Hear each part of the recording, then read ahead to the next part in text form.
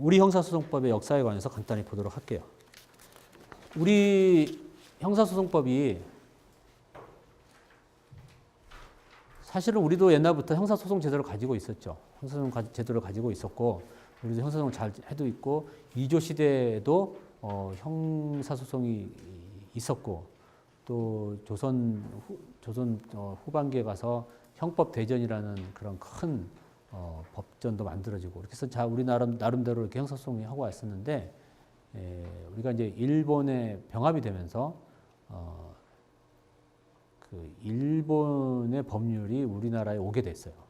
그 구조는 어떻게 되냐면 1910년에 이제 일본이 우리를 이렇게 병탄했잖아요. 그때 일본 황제가 일본 천황이 그 조선에 시행할 법률에 관한 건이라는 그 일본 천황의 명령을 내리는데 그걸 칙령이라고 해요. 칙령.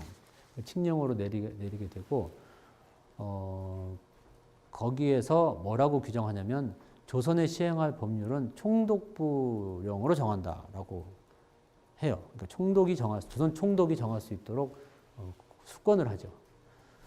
그런데 그럼 조선 총독이 정하는 수권이 당시는 일본은 의회가 있었기 때문에 의회가 정하는 법률에서 수권을 해야 된다라는 그런 그 논쟁이 좀 위헌 논쟁이 있었다고 해요. 그래서 바로 일본 의회에서 조선에 시행할 법률에 관한 건이라는 그 법률을 만들어요.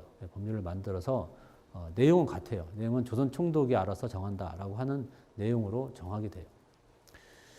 그래서 조선 총독이 정한 조선 총독이 정한 그 명령이 뭐냐면 조선 형사령이라는 것이에요. 민사에 관해서는 조선 민사령. 여러분 들어보셨죠?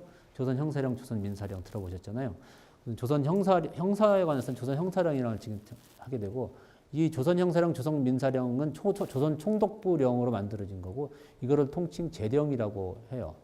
그러면 조선 형사령에 가서 들여다보면 어떤 내용이 되어 있냐면 조선 형사령에는 조선에 시행할 법률에는 일본 법률을 적용한다라고 준용한다. 일본 법률을 준용한다. 의용한다 이렇게 돼 있죠.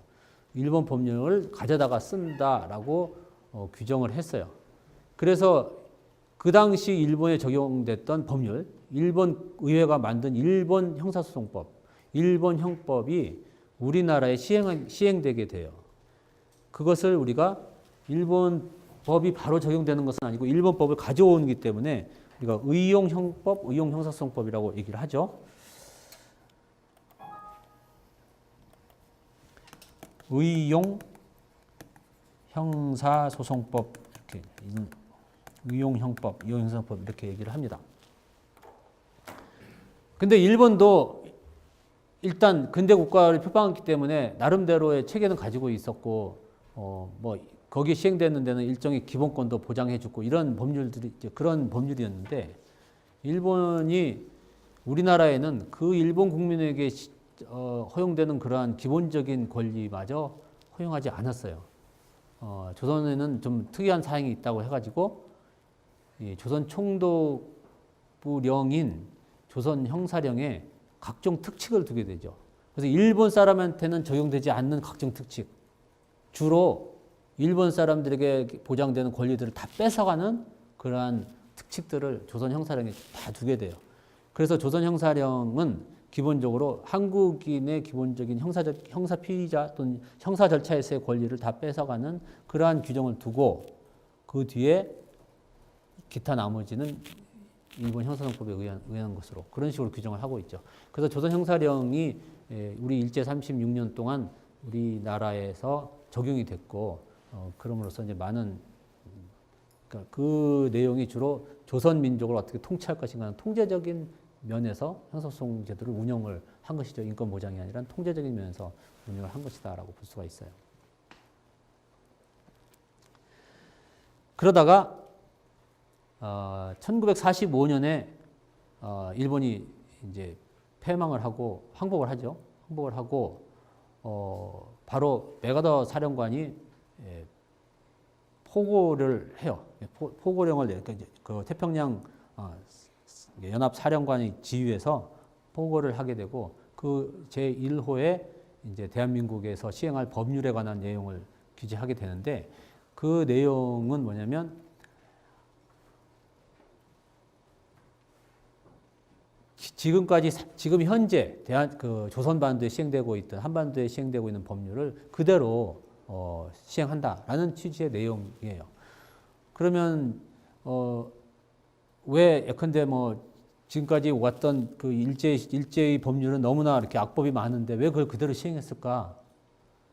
다른 방법은 예컨대 미군이 주도가 됐으니까 뭐 미국법을 시행한다 이렇게 할 수도 있지만 우리가 미국의 일주도 아니고 또한 사회라는 게 급격하게 물론 정권은 없어졌지만 급격하게 지금 사회가 이루어졌는데 그것을 급격하게 바꿀 수 없기 때문에 할 수 없이 현재 있는 법률을 그대로 사용한다라는 것을 그렇게 할 수밖에 없었고 다만 기존의 그 해학적인 요소 이것을 계속 바꿔나가는 쪽으로 했죠. 그래서 그 후에 이제 미군이 오면서 우리가 군정을 시행하면서 기존의 제도를 계속 바꿔주는 쪽으로 계속 법령을 계속 바꾸고 있었어요. 그 중에 이제 대표적인 게 미 군정 법령인 그 176호가 있는데 거기에서 우리나라가 최초로 영장주의가 들어오게 됐고요. 그렇게 해서 이제 오다가 법이 좀 바뀌어지고 오다가 1948년에 우리 대한민국 정부가 수립되게 되는 거죠. 또 한편 이제 일본이 패망한 뒤에 우리나라에서 재판소에서 재판을 하고 있던 그 많은 일본 판사들이 다 이제 돌아가거나 저는 더 이상 재판을 하지 않게 되죠.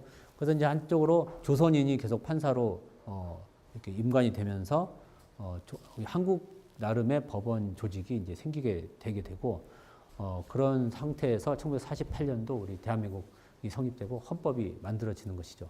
근데 헌법이 만들어졌지만 여전히 형사소송법은 아직 만들어지기 전이기 때문에 기존의 의용 형사소송법이 그대로 사용되어 왔어요. 그래서 아까 말한 것처럼 메가더 장군이 포고에 의해서 계속 되고 있다고 그랬었죠. 그러니까 의용 형사소송법과 그 후에 조금씩 고쳐진 군정법령 등등이 의해서 형사소송 제도가 이루어져 오다가 우리가 이제 정부 수립하고 이러면서 그 형사소송법뿐만 아니라 우리나라의 각종 법률을 뭐 민법, 형법, 형사소송법, 민사소송법 다 이렇게 법률을 만드는 작업을 하게 됐는데 그러한 작업을 해서 드디어 법률이 만들어진 게 1954년에 우리 형사소송법이 최초로 만들어지게 된 것이에요. 그것이 지금 우리 여러분이 보고 있는 형사소송법이다라고 볼 수가 있어요.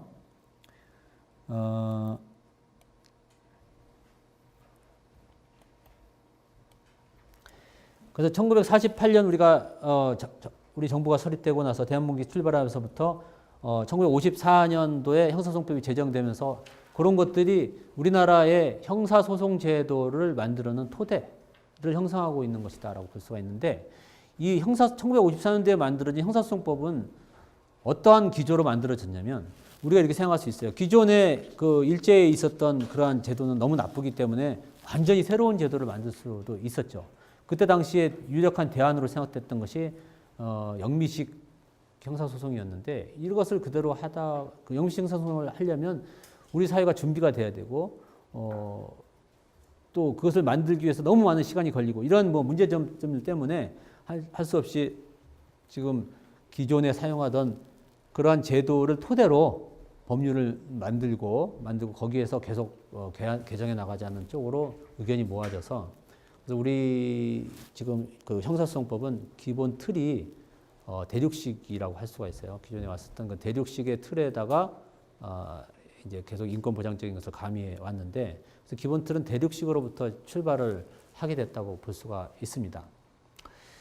그런데 그 후에 우리 형사소송이 발전하면서 또 특히 이제 우리나라가 그 정부 수립 이후에 미국과 같이 이렇게 긴밀하게 이렇게 이루어지면서 미국의 영향력이 우리에게 점점 이제 세져가지고 특히 형사소송에서는 미국의 영향력이 점점 강해진 그러니까 미국식의 제도가 계속해서 들어오는 그러한 이제 그 정향을 볼 수가 있어요. 그런데 1973년에 형사소송법이 개정이 되는데 그 1973년은 그 전해가 1972년인데 1972년이 유신헌법이 이제 생긴 때고 그 유신은 국가 권력이 확장되는 그러한 이제 정부 권력이 확장되는 그런 헌정의 변화죠. 그거에 따라서 형사소송이 대폭 수정되게 돼요. 형사소송이 대폭 수정되는 내용은 뭐냐면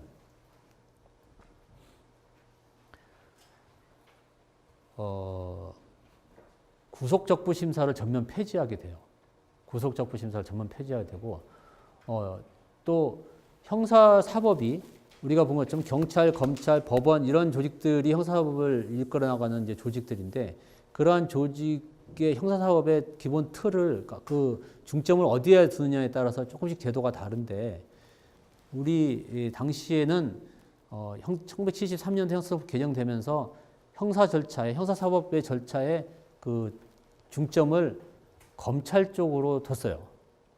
그것은 각자 재판하는 법원보다는 이렇게 총장을 정점으로 하는 일사불란한 어떤 검찰 조직이 훨씬 더 국가 권력자로서는 사용하기가 편했고, 그렇죠? 일사불란 검찰이 사용하기 편했고, 그래서 검찰을 자기 손에 쥐고 이렇게 자기가 원하는 방향으로 이렇게 형사사법을 형성할 수 있는 거죠. 그래서 권위주의 체제가 그렇게 해서 이제 권위주의 체제의 하나의 툴로서, 기구로서, 수단으로서 이 형사소송법이 기능을 했다라고 볼 수가 있어요.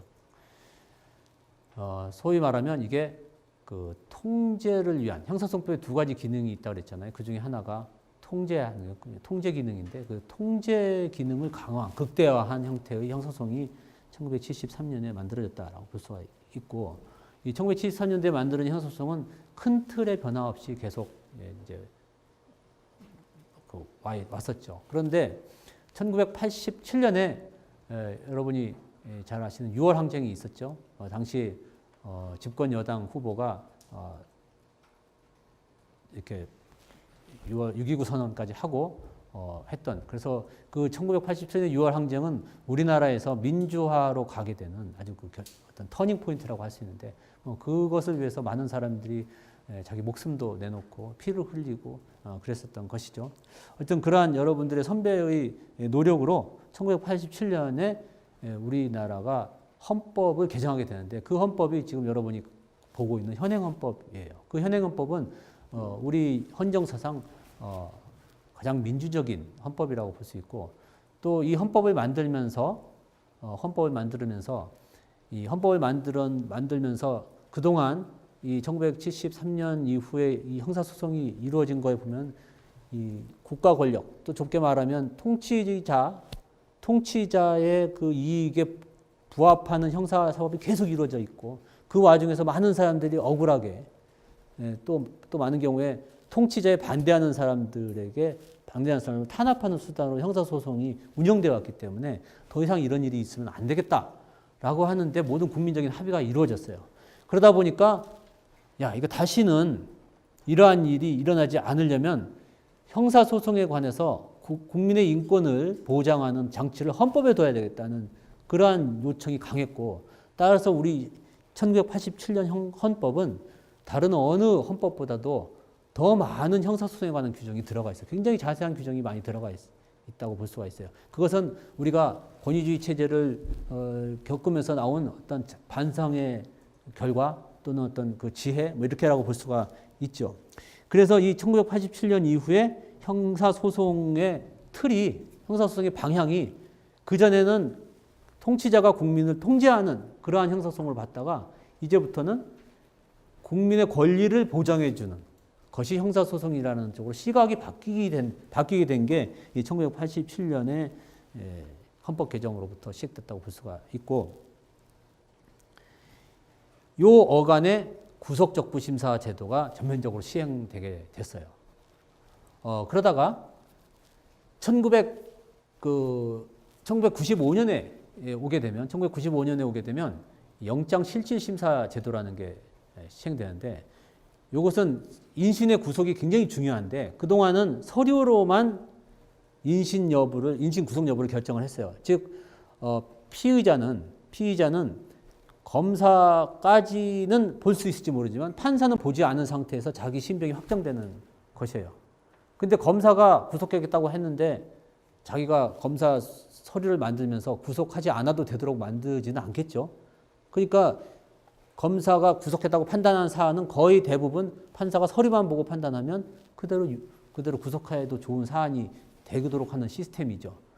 그래서 이래 가지고는 안 되겠다. 뭔가 억울한 사람이 있으면 판사를 직접 대면하고 억울함을 호소할 수 있는 길을 만들어 주자고 하는 것이 구속영장 실질심사 제도죠. 판사를 대면하고 영장 여부를 결정하자라고 하는 것이죠. 그게 95년에 법이 만들어졌고 또 2007년도에 형사소송법이 대폭 개정되게 되는데 2007년도는 그동안 계속 그 집권층이 계속해서 집권을 해오다가 드디어 야당이 정권을 잡고 또 뭐 그 시민들이 막 그 민주주의적인 그런 어떤 그 욕구가 강한 상태에서 형사소송 제도를 개혁하자라고 했고 거기서 만들어진 형사소송법이 2007년도 형사소송법이거든요. 그러니까 2007년 형사소송법이 우리 형사소송 역사상 가장 민주적인 형사소송이라고 할 수가 있어요. 그래서 이 2007년 형사소송법이 되면서 바로 그 인권 보장을 가장 강화시킨 형사소송이라고 할 수가 있고 그래서 우리 형사소송의 제도를 크게 보면 73년 이전까지 제도가 형성됐고 토대가 형성됐고 그때부터 87년법까지 통제적인 형사소송이 있고 그 이후에 87년부터 95년까지 인권을 보장하는 시민적 형사소송 또는 보장적 형사소송이라고 할 수 있는데 그런 보장적 형사소송이 씨가 싹 떴고 95년 영장실질심사제도와 2007년 형사소송법 개정을 통해서 그것이 구체적으로 구현된 것이다 라고 말할 수가 있어요. 이렇게 우리 형사소송법이 개정되어 왔었고 이렇게 발전을 되어 왔는데 여기서 2013년 대한민국의 현 주소를 간단히 말씀드려보면은 정말 우리에게 불행하게도 이렇게 지금까지는 전체적으로 인권을 강화하는 쪽으로 이렇게 와왔는데 2013년 그 얼마 전부터 우리 사회의 그 강력한 범죄 사건, 그 뭐 성폭행범 또는 뭐 살인 사건, 뭐 희대 사건 이런 것이 많이 생기면서 국민들 사이에 어떠한 공감대가 형성됐냐면 처벌을 강화해야 하는 것에 타당하다는 쪽에 국민들 사이에 공감대가 형성됐어요. 그건 어느 정도 필요하고 우리가 이해할 수 있는 것이에요. 그런데 여기서 우리가 조심해야 될 것은 그러한 처벌을 강화하자고 하는 하는 그런 속에는 어떤 것이 있냐면 피해자를 위해서 또는 형사 질서를 위해서 이제 피고인의 권한이 또는 피의자의 권리가 조금 제한되더라도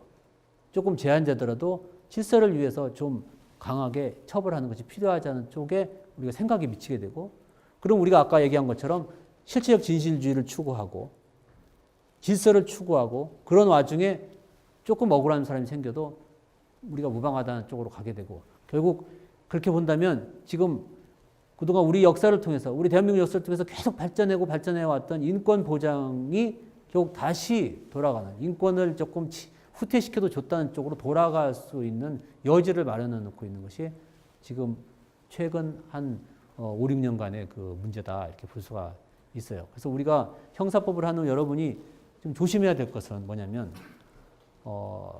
사회에서 논쟁이 되는 것들에 너무 휩쓸려 가지고 우리 큰 틀에서 역사적인 틀에서 형사소송이 어떻게 가야 되는 것을 놓치고 다시 과거로 회귀하고 다시 암흑의 시대로 돌아가는 그러한 그 잘못은 범하지 말아야 되겠다 이 생각이 들고요.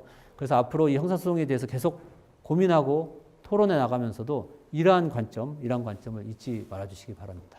오늘 수업 여기까지 할게요. 네.